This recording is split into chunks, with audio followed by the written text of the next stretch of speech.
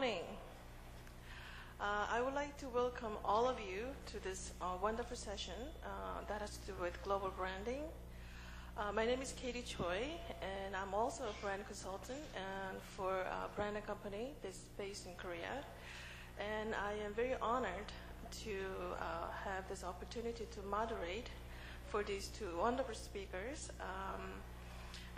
We have two speakers here, Mr. Martin Roll from Singapore Venture Republic, and we have Ms. Sim Su from Samsung Electronics.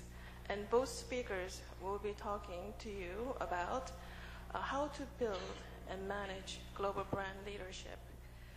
And our first speaker will be Mr. Martin Roll. And before he begins, I would like to give you a little bit of background of Mr. Martin Roll.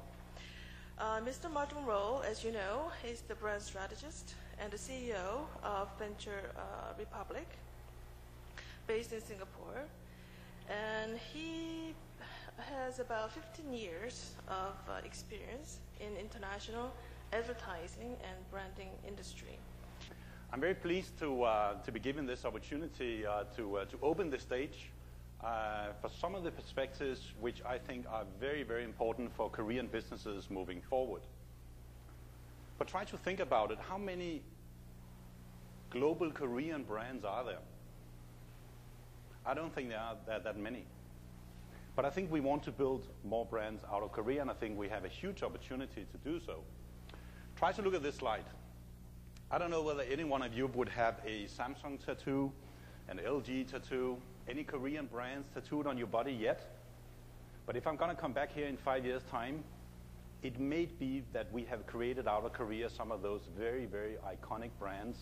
So iconic, so strong, so people would actually tattoo them on their body. I mean, I think this is beyond brand equity and measures and shareholder value and all those things we use to measure a brand.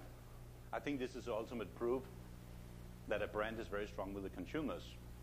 But it's probably fair to say, just to get started here, that it's a very important path forward for Korean businesses. If you look at this slide here from McKinsey & Company and several other consulting companies and institutions have researched this over the years, branding is really one of the key drivers for businesses out of Asia. McKinsey actually investigated this a couple of years ago and found that one of the key drivers were actually brand equity. It simply contributed right down to the bottom line. But the reason why we haven't seen that many brands yet out of Korea, I think it's due to the fact of this misperception that a brand is just a logo, it's a corporate identity. We changed the color, we got a new business card. But as you can see here from the different characteristics that I put up here, a brand is way, way more than that. First of all, it drives shareholder value, and you can see a lot of the other items here on the slides, which I'm not going to spend so much time on. The way we should do this is that once we engage people fully fledged on all the customer touch points, we're actually able to drive value way, way better. But it has to start at the top of the company. And therefore, what I see today is a totally new paradigm for Asia. And you see it here where we are moving from production, manufacturing. We're working in silos. Branding resides in the marketing function. We're very volume focused. And marketing is primarily seen as a cost. That is probably the current paradigm in many, many Asian businesses. But what I'm calling for is a branded paradigm where design and innovation takes center stage, where we focus on value, branding in the boardroom and throughout the entire organization, which is so important. We talk about brand equity. We measure it. So at any given time, we stand up to the CEO and the shareholders and we prove the value of the journey we're on. And ultimately, we are able to put branding on the balance sheet of the corporation. So once the analysts and the shareholders are going to look at it, we have grown the value of our brand from X to Y over a certain period of time. This is needed for marketing, and this is the next step for marketing. That's all I had to say. Just want to open up here a couple of ideas to you. And you are very much invited to join the conversation. There is a blog on Asian branding on asianbrandstrategy.com, and I'll invite you in there. There's a lot of content also on some of the Korean companies. So my name is SHIM, the Vice President of Samsung Electronics. So it is my privilege to share with you today what makes a successful global brand using the example of Samsung.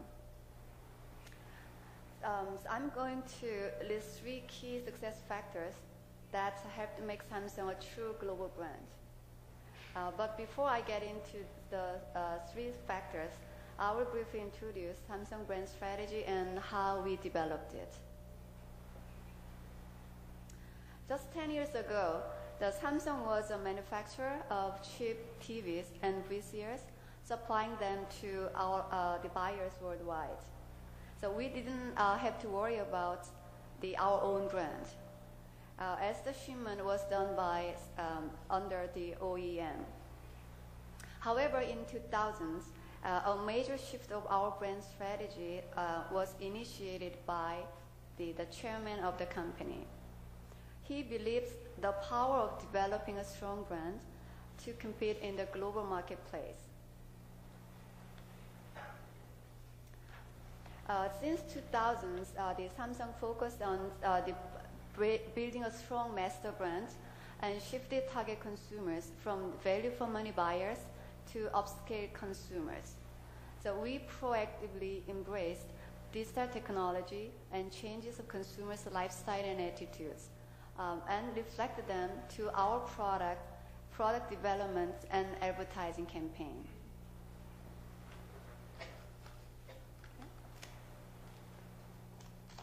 The dramatic change in Samsung brand status followed, along with broadened business portfolio and strong financial performance. So Business Week and Interbrand measured the Samsung brands worth $17 billion US, listing the brand at 21st in 2007.